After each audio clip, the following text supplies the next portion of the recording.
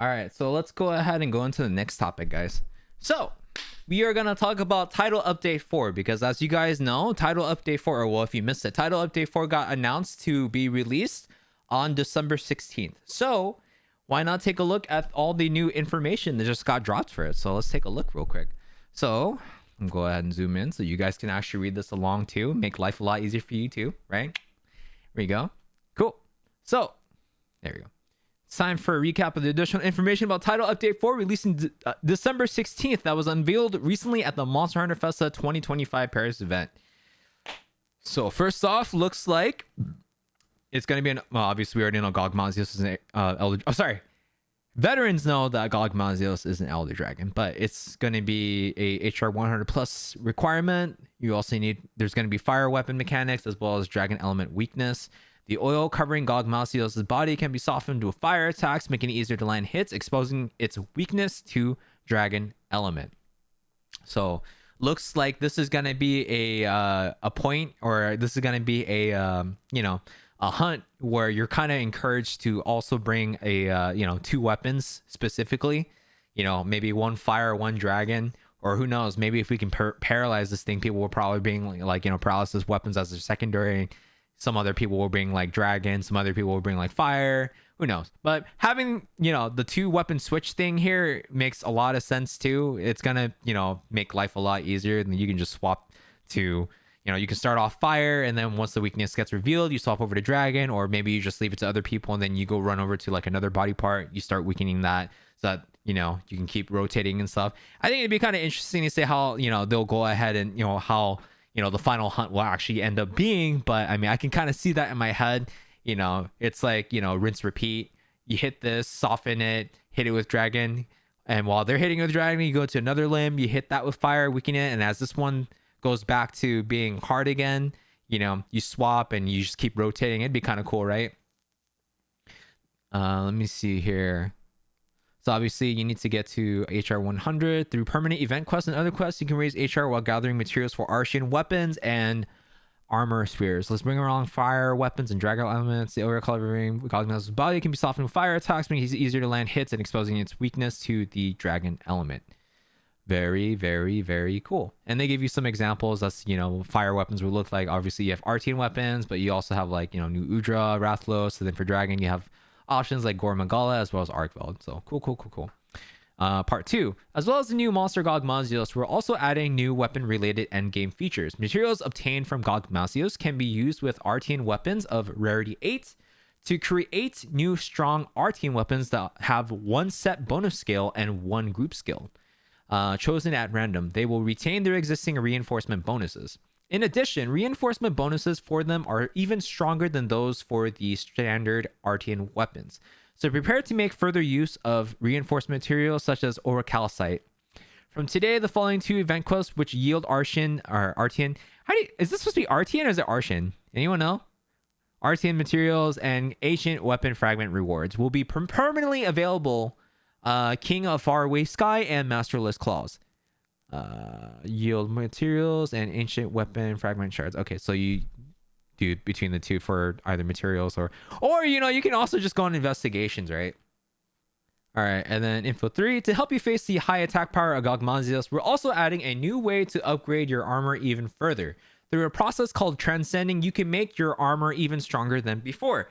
After reaching 100 HR 100 plus, transcending raises the limits imposed on armor sphere upgrades and also enhances the decoration slots on armor of rarity 5 and 6, supporting their viability in late and endgame content, which is actually really, really neat.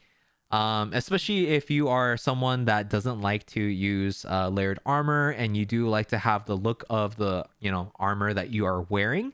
You can now bring your old armor pieces into viability through this new mechanic, right? Or through this new system. In TU4, we're also making armor spheres easier to obtain, thank God. But in the meantime, you can gather them through 7-star investigations and event quests, which I'm currently doing through freaking, doing Omega Planetus and stuff like that whenever we actually win. Because, you get some stuff, right? Or actually, I don't even remember if you actually do get armor spheres. I'm getting armor spheres from somewhere. People will post investigations I join. I get my armor spheres from there too, so. Let me see. Yeah, the very powerful card. Hell yeah. Let me see. So this is an example of that. So you can see right here, this is a Cuckoo helmet beta, right? And it goes from level 1 out of 20 to 1 out of 28. It doesn't show what the max defense value is from here, but as you can see, you go from a 2 and a 1 to a 3, 2, and a 1. So it gives you like 3 levels across the board, right? So it raises the level of whatever is existing on the slot. So you go from 2-1 to 3-2-1, which is really, really, really, really cool. But then again, this also kind of reminds me, isn't this like kind of similar to like the curio farming, right? Where you like raise like armor pieces or you got like armor skills from like curio crafting? Was that what it was? But I don't know. I didn't get into the end game of Rise Sunbreak because didn't really care for the curio mechanics. Like they were cool and everything, but like I also just don't like it when attacks are like just super BS or like they're kind of like, the monsters are just like a huge HP sponges. It stops kind of being fun for me. But I say that, but I'm also really enjoying like the hunts being like, not 2 minutes, 5 to like 8 minutes sometimes. Is pretty damn fun. I get to get a little bit more value out of the hunt. Even though it might take me a little bit more time to get like the materials, it's still fun to mess around with the star 8 like monsters and stuff. TU info 4 will be increasing the amount of smelting points gained from some of the monster parts that have not previously been widely used for orichalcite and armor sphere smelting. Thank freaking God. Additionally, we'll be implementing the following measures to make armor spheres easier to obtain for players. Permanent event quests for gathering heavy armor spheres. Increase the amount of armor spheres you gain from limited bounties, which is really, really neat. Material for arcing weapons appraised talismans through 7-star plus investigations. Oh, okay, this is just explaining how you get the armor spheres. And they're saying that you can get it from the event quests and stuff like that, such as Tongue-Tied, wreaking havoc in Wyveria.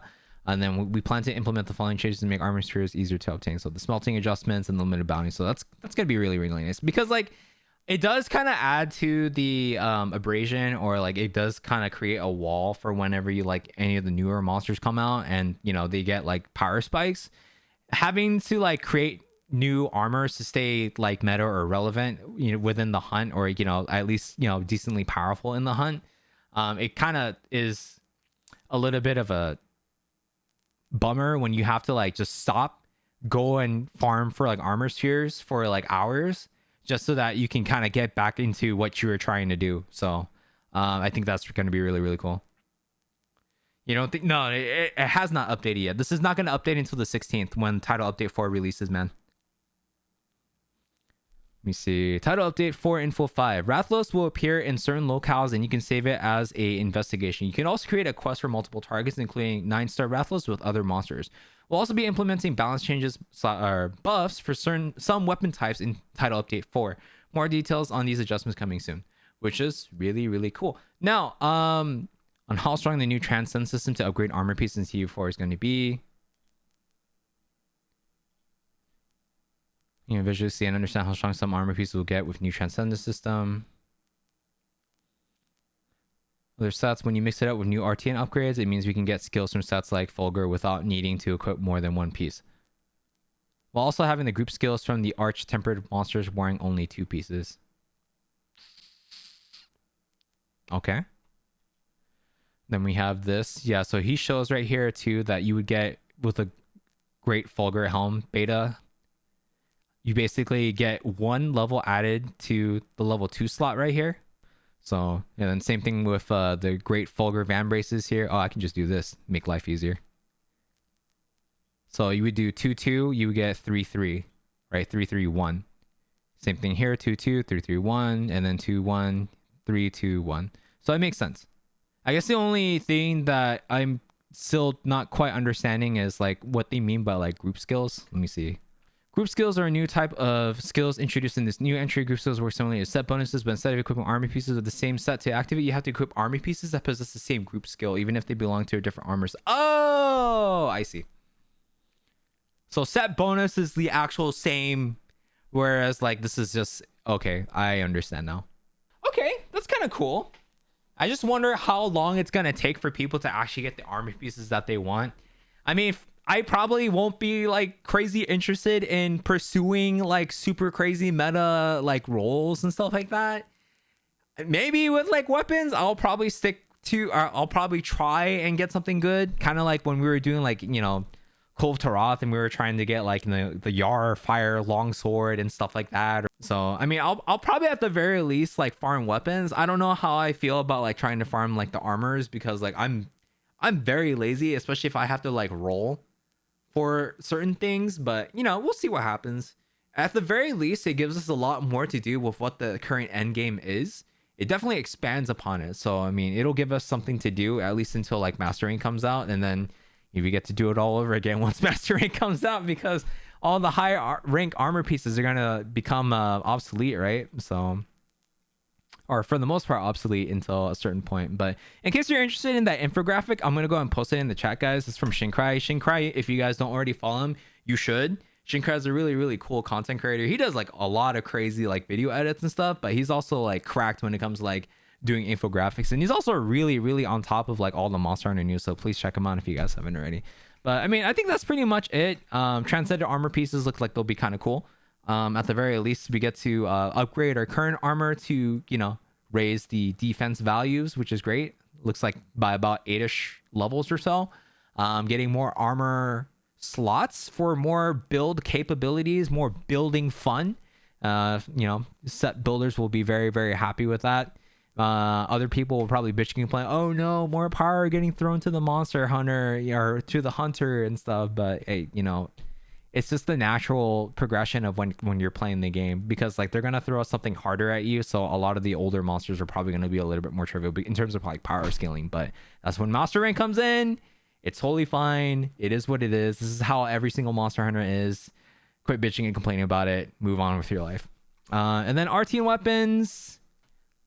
We'll have to see how RT weapons feel, because like it looks like it's gonna be kind of similar to what's it called? I mean, obviously we're using materials right now to like roll weapons and stuff, but I mean, as far as like the group skills go and set skills go, I'm kind of interested to see how like the re-rolling or how rolling for that will work. Kind of reminds me of Safi Jeev and how they did like the rolling system there, but you know, we'll see. Alrighty, guys, that's it for me as far as title update 4 goes. If you guys enjoyed it, drop a follow, turn on the bell notifications to find out the next time I post a video, or, you know, drop a follow on Twitch and turn on the bell notifications to find out the next time I stream, or even better, join our Discord. Stay safe again, Megas. Have fun. I'll catch you guys next time. Peace.